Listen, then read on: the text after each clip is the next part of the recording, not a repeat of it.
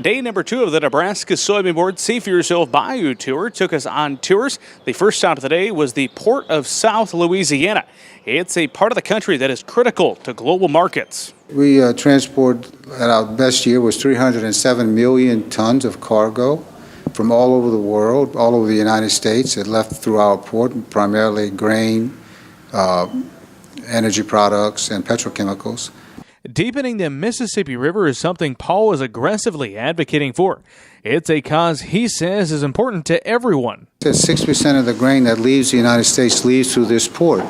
That grain is not grown here. That grain is grown all over the Midwest, states like Nebraska.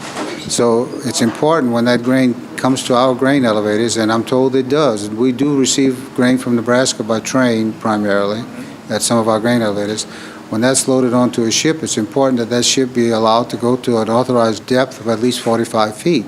If not, it's called light loading, and they can't fill the ship up, and they say that's a cost of about $1 million a foot to the shipper for light loading a ship like that. So we want to see our ships leave fully loaded to the country that they're destined for, and that's how important it is.